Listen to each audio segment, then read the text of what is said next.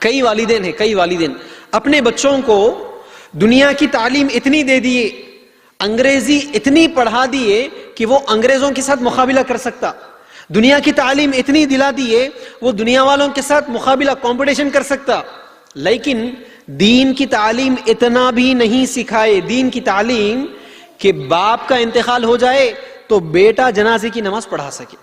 یہ بدقسمتی ہے، سمجھ میں آ رہی بات میری؟ باپ مر گیا بھائی، جنازے کی نماز کون پڑھانا؟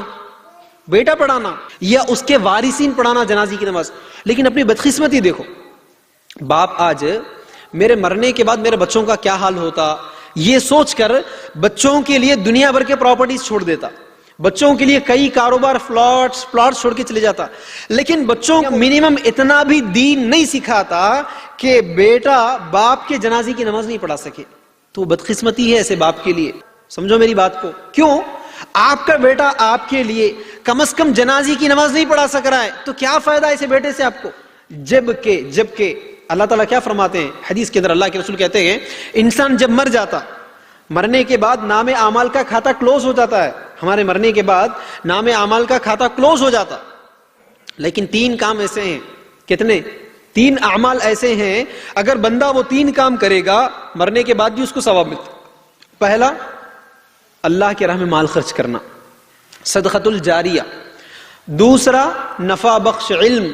تیسرا، وہ نیک صالح اولاد جو ان کے والدین کے لیے مغفرت کی دعا کرتے۔ اللہ کیا کہہ رہا ہے؟ اگر میری کوئی پراپرٹی میرے مرنے کے بعد بھی مجھے مل سکتی ہے تو وہ میرے اولاد ہے، میرے اولاد میرے مرنے کے بعد جتنا زیادہ میرے لیے مغفرت کی دعا کرتے، مرنے کے بعد بھی میرے کو اتنا اچھا آفر اللہ تعالیٰ رکھا۔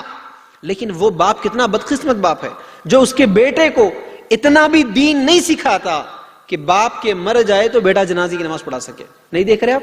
جنازے کی نماز پڑھانا تو دور کی بات ہے، کئی بچے ایسے ہیں جن کو جنازے کی نماز پڑھنا بھی نہیں معلوم ہے نا۔ باپ کا انتقال ہو گیا، کہیں بھی جا کر دیکھو جنازے کی نماز پڑھنا ہے تو بیٹا کہاں جا کے کھڑے تھا معلوم؟